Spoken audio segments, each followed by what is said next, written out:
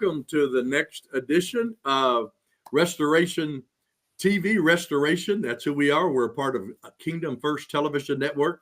I'm Dr. Don Hughes. I'm your host, and my spiritual daughter in the Lord, Geneva Hollis. She is our co-host, and we are starting, Geneva, today, chapter 8 of the 12 chapters in my new book. Well, the one we're teaching from, The Kingdom of Heaven is Like. We're going to get in depth in this. This is one of my favorite parables in the book, only because I think if we're all honest, this one has probably touched us at some time in our life more than one time. Would you agree? I mean, absolutely. So I'm going to read this first little paragraph on chapter 8 called The King's Servants. And then I'm going to have Geneva read that passage of scripture. And we'll begin to break that down over the next few programs. This kingdom parable, is one of the most important ever ministered by the Lord. This kingdom parable can never be overemphasized. It is the principle that, if lived by, will manifest a long, productive, and fruitful life. In a nutshell, this parable principle deals with the concept of forgiveness, or the lack thereof. Jesus begins to explain this parable in Matthew chapter 18. The whole parable, which we'll get to over the next few programs, is verses 23 through 25 through 35.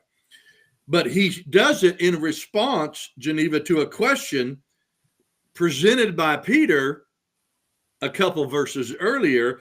And Peter asked this question in Matthew 18, 21 and 22. Then came Peter to him and said, Lord, how often shall my brother sin against me and I forgive him? Till 7 times? Jesus said unto him, I say not unto thee until 7 times, but until 70 times. Ask you your thought before I have you begin to read the parable. You know, Peter was like not any of the other disciples. The guy thought a lot. Yes, he made mistakes, but he also got the revelation of the Christ. We can't throw that out. That was amazing. He was the first one that ever even used that word or got that revelation. But kind of knowing Peter from reading about him all these years and studying his life, I think when he heard Jesus talk, I have a feeling, Geneva, here's what he probably did. Okay, wait a minute. Wow, that's a strong statement. Okay, how can I impress the Lord? So I'm going to go ask him. Here's what I believe he was doing, Geneva. I believe he was letting the Lord know what his point of no return was. I think he was basically saying, okay, I'm going to let the Lord know he's going to be so impressed with me that I'm willing to forgive somebody 7 times, the same person, for doing the same thing. And he goes and he tries to impress the Lord. He said, Lord, how about 7? What do you think of that? And I think Jesus just kind of probably shook his head and kicked his dirt in the ground a little bit in his foot and said, well, Peter, let me help you. No, not 7. 70 times 7. Jesus just knocked it out of the ballpark. Jesus just messed up every frame of thought that Peter had put in his mind to ask him that question. What's your thoughts on that before I have you read where we're going to go? In the Southern vernacular, Jesus would have said to Peter, bless your heart. And I've heard many Southern mamas say that very thing. Yeah. Probably your mama a time or two, too. Oh, probably so. Oh, my goodness. I mean, can't you imagine? He's so puffed up thinking that he is being so generous, magnanimous in his ability to forgive someone 7 times and to have been shot down that quickly, that fiercely. No, you're not even in the ballpark. No. And what did he do? Point. He challenged everything within Peter by that statement. Yes, had to. Now let me say this too, because some people, they say they want discipleship until you get it, start doing it. And then when the 7's not going to work, it's 70 times 7 gets put out. That's when you find, well, I think my schedule is probably too busy. I don't think this discipleship. No. Let's just be honest. The reason it's messing you up is because the envelope just got pushed big time in a challenge, which Jesus did challenge Peter here. And here, I'm going to have you read it, but watch this. Peter's question, Geneva, actually was preceded by Jesus' instruction in the verses you're going to read, where he was establishing the procedure of how do you deal with a brother who trespasses or sins against you. Yes. So Jesus teaches that, and Peter's sitting there listening. He's like, okay. Wow. I got to forgive. Well, how much time? How often do I? Okay, 7 times. That's going to be it. That's it. That's my point of no return. I'm going to so impress the Lord with my answer. All these other disciples are going to be envious of me. No, Jesus knocked that one. No. So look at now. I'm going to have Geneva read Matthew 18 verses 15 through 20, which is the first part of this. And let's break this down. Geneva, go ahead. Yes. Moreover, if thy brother shall trespass against thee, go and tell him his fault between thee and him alone. And if he shall hear thee, thou hast gained thy brother. But if he will not hear thee, then take with thee 1 or 2 more, that in the mouth of 2 or 3 witnesses every word may be established. And if he shall neglect to hear them, tell it unto the church. But if he neglect to hear the church, let him be unto thee as an heathen man and a publican. Verily I say unto you, whatsoever ye shall bind on earth shall be bound in heaven, and whatsoever ye shall loose on earth shall be loosed in heaven. And again I say unto you, that if 2 of you shall agree on earth as touching anything that they shall ask, and it shall be done for them of my Father which is in heaven. For where 2 or 3 are gathered together in my name, there am I in the midst of them. Now, this part is going to set up to where we're going to go in a moment when Jesus taught about forgiveness and the servant. But listen, folks, and I'm going to read this paragraph out of my book, because especially how Geneva just read the story that Jesus was teaching. In these 6 verses, here's what the Lord does. He breaks down the progression of biblically and correctly dealing with a brother that has aught against you.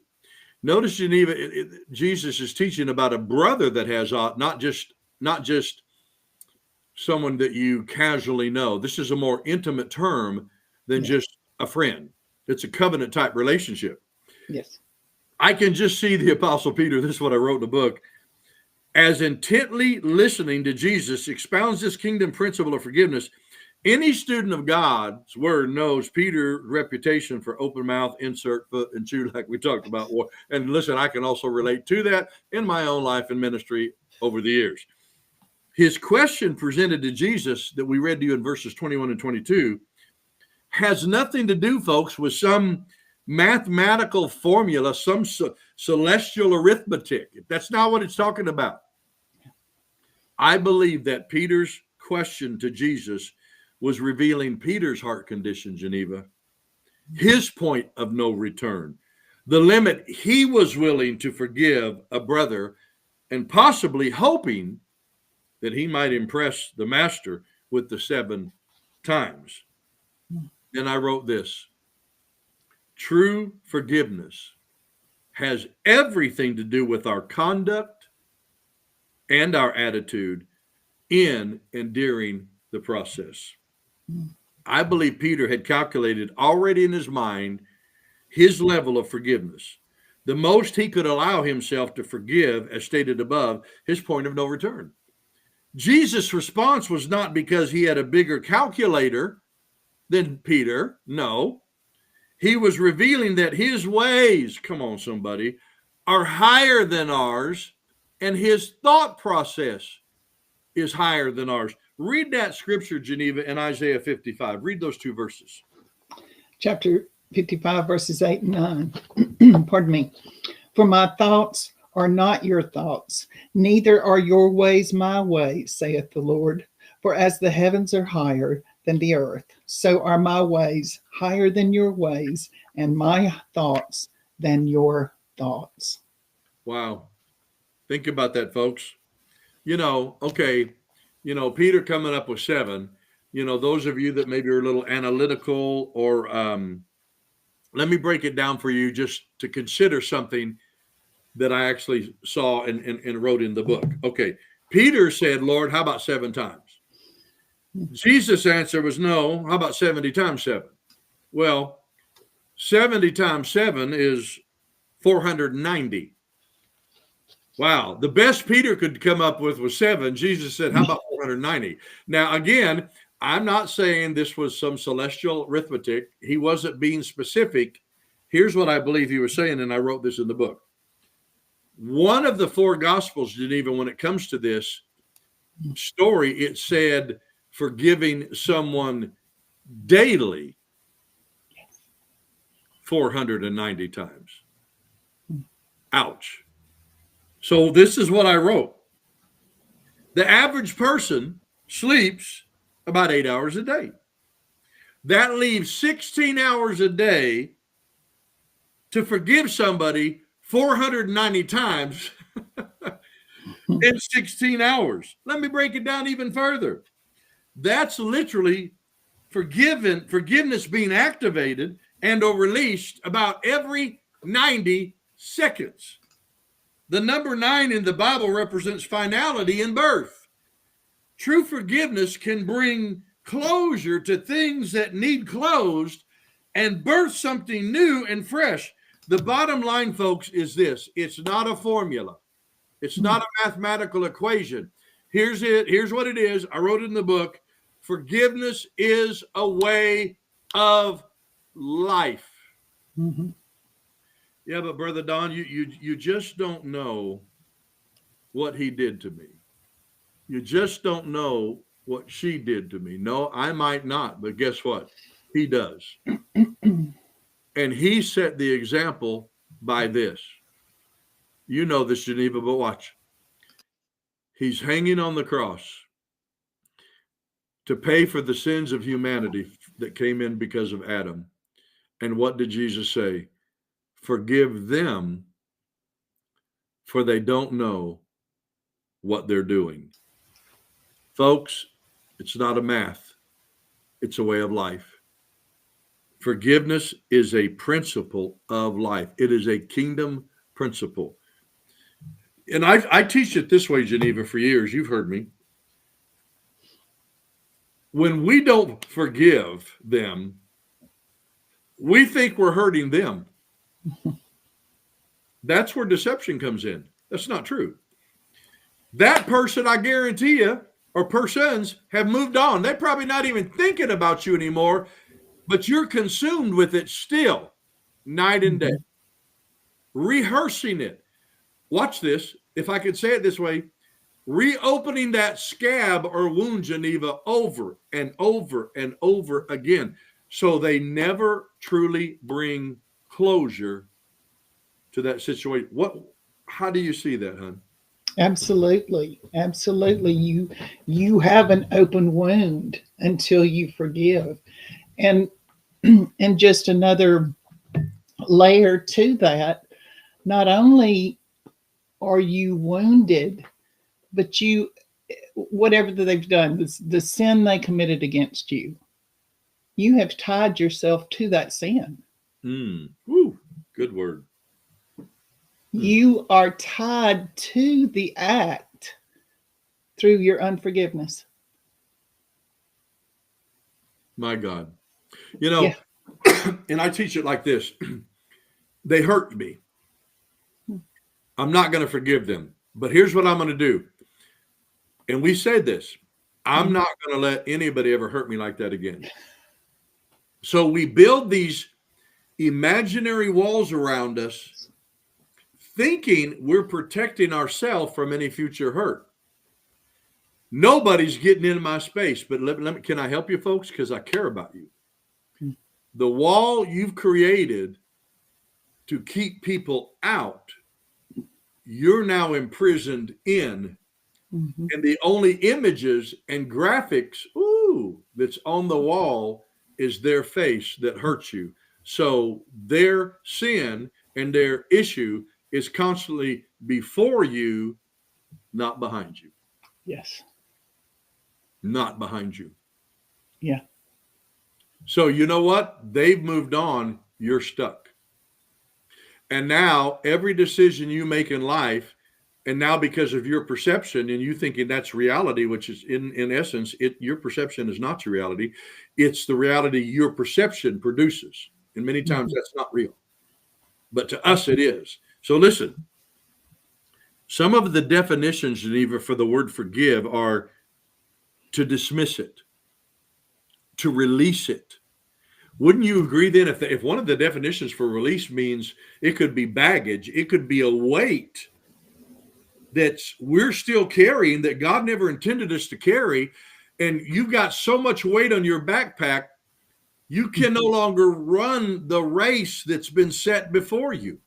Yes. Because you're weighted down with something that God wants to remove. And listen, forgiving them on your part is for you, not them. Right. It's for us, not them. It causes us to be free. It causes us to be right with the Lord. It causes us to get our focus back where we can move forward again in the plans and purposes that God has for us. Yes. So watch. And this is what I wrote. Another definition is, now, oh my God, Geneva, this was in the dictionary. One of the definitions of the word forgive means to no longer discuss. Come on. Folks, I'm just reading you what the dictionary said. And listen, can I just say this? If you're on the other side of it, the only time you would ever bring it up, no names mentioned. I've used this before in some of my teaching. I used it as a testimony to help people where I was, the mistakes I made in not handling it correctly, what happened to me, and how I had to process and get through it to end up doing the right thing. So once you're healed and whole of it, the only reason you would bring it up without names is to use your story as a testimony of something that was supposed to conquer you that you ended up conquering. Yes. It means to no longer discuss. Oh, this is good. It means to send it away. Stop keeping it close to you or in your vision. Another one, this is so good. This is another definition. Release from bondage so that one, if free and restored, and then is free or restored, and then the last one, to completely cancel the debt. Yes. Woo! I got a question, folks. Did Jesus completely cancel the debt that was against us that came into the world because of Adam? The answer is unequivocally yes, yes, yes, yes, yes. It means to cancel the debt. Yeah. Well, Brother Don, how do I forgive him? You do it as unto the Lord. Lord, help me through you forgive them. And you know what? I'm not teaching you something just because I wrote it in a book that I've not had to live. I've had to forgive an ex in a horrific relationship. I've gone to pastors, driven out of my way, Geneva, to go to their house and stand in their door and say, I want you to know, brother, I love you and I forgive you. Or on the other hand, I've done it and said, will you forgive me? That's signs that we truly know we can't do this without the Lord, but we need him to walk through it. What's your thought before we go further? Absolutely, because the nature of our brain, our mind, is to continually remind us of negative things. That's why forgiveness is never a one and done thing. It has to be redone every day. I think that's part of the what you were talking about in teaching us in the 70 times 7 equals 490. If you could forget it, then you would be able to forgive once and move on. But that's not how our mind works, especially if that person is continuing to be a part of our lives. It is an ongoing effort, something that we have to consciously decide to do. That's a word. And then the next statement I wrote in the book, the next sentence is this: true forgiveness happens when we forget and hold no grudges. Yes. I'm sure you've heard this, Geneva. I've heard it in counseling people. Well, Pastor, I'm going to forgive him, but I'm not going to forget it. Then you didn't forgive him. Right. Because if you can't forget it, then it's still in your mind, and it's still a struggle, and it's still something that you're thinking on regular. Instead of what the Bible said, think on things that are good and right and pure and just. And no, you're consumed with, they hurt me. I forgive them, but I can't forget it. And then every time you see them, because you haven't let it go, your mind relives that issue because you see their face. Exactly. And here comes the weight, the burden, the heaviness, the anger, maybe hatred again, that you have to re-deal with. And it's like going in circles in a merry-go-round. You don't ever get off. Exactly. Now, I'm going to give you a natural illustration in the last few minutes we have on this program, and I'll have Geneva comment. She might have one that'll go with this, and then we'll pray for you today. But listen, I wrote this in the book. While I was writing this book, the Lord showed me a principle on one occasion as I was looking at my own personal credit report, because remember, one of the last definitions is to completely cancel the debt, right? Mm-hmm. So listen, I found a discrepancy on my credit report that showed a bad debt that had been written off. Now, here's the deal. The bad debt had been written off, but it still showed, Geneva, on my report, which still affected my credit score and caused people who maybe would loan me money to wait a minute. They had, and so here's what happened. It was written off, but it still remained on my report. Even though it had been written off, seemingly forgiven, it still was a derogatory mark against my credit score, thus affecting my ability to purchase. Can you see, folks, the prophetic implication right here? So I researched, Geneva, the discrepancy. Here's what I found out. It was inaccurate, and I disputed the matter with the credit reporting agency. Actually, it wasn't mine. It was another person named Don Hughes. But because of the name was the same, the computer system didn't recognize the difference of my Social Security number, and it got put on my report. Listen to what I wrote. I found it was inaccurate. I disputed the matter with the credit reporting agency and gave them my proof. 30 days later, I received an updated copy of my report. This time, the bad debt that had been written off, had been removed. My credit score increased. My ability to purchase at better rates was available again. Folks, are you getting the picture? We got about 3 minutes left. You want to add something, maybe your own little thought on this, something with you before we close out today? Well, that's just so powerful, because that's the example of what he does in and for each one of us. Come on, sissy. We're totally renewed. I mean, sometimes I wish some of these people knew me 6-8 years ago. They would be amazed at the people that do know me, that see the transformation that has been done in and through my life. And it's God. It's nothing but God. Well, I can tell you, Papa, honey, I'm proud of you, and you are not the same person that came into my life several years ago. I've watched the transformation. I've watched your hunger for the kingdom and the things of God. I've seen you pursue it.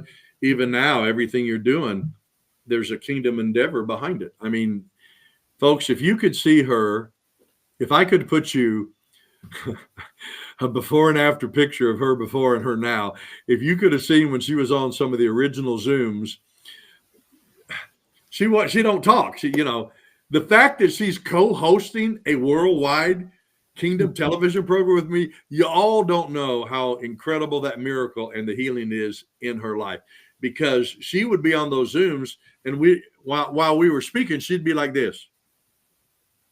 I didn't know if she was drawing stick men or what. And one time I said, Geneva, what are you doing? She goes, well, I'm writing stuff I'm getting. I said, okay, wait a minute. Will you just read out loud what you just wrote? And she started reading. She had scribed. Now she's given a voice to it. And those of us ministers and those on the Zoom were going like, what? Wow. Listen to what she's writing. When she began to read what she wrote and she began to hear herself speak what she had written, I began to see the transformation happen in her life.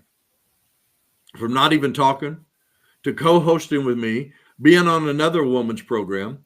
Now she's helping edit and publish ministers' books around the nation and the world with Pastor Lonzine and all that. And she's in school. She's getting some extra training. She's doing things in her life. She's pursuing the kingdom.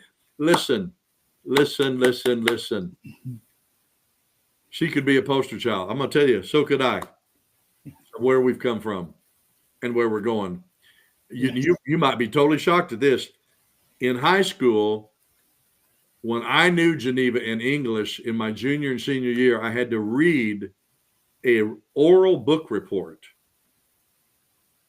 I got nervous. I sweated. I started getting sick. I was scared to death to speak in front of anybody.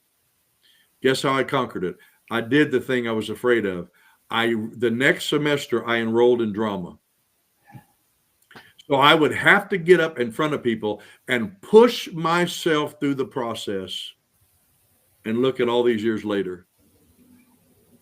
Someone would look at me and say, oh, it's so easy. It wasn't.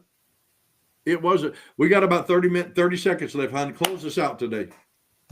Thank you all for joining us. Please come back with us next week when we will continue in chapter 8 of The Kingdom of Heaven is Like. Please pardon my clip. It keeps my book open. I also ask that you go to www.rhsom.com and check out the Rev House School of Ministry website. You can find all the information about the current classes. The upcoming information, is it on the website yet, Pops? Not yet. It's coming, though. Okay. Before long, they'll have information about the master's program and information about Apostle Don. And also you can find out how to order any and all of his products, books, paraphrases, word studies. All of that information is available on that website. Please go check it out. www.rhsom.com. We love you all, and we'll see you next week. Next Friday. God bless. Bye-bye.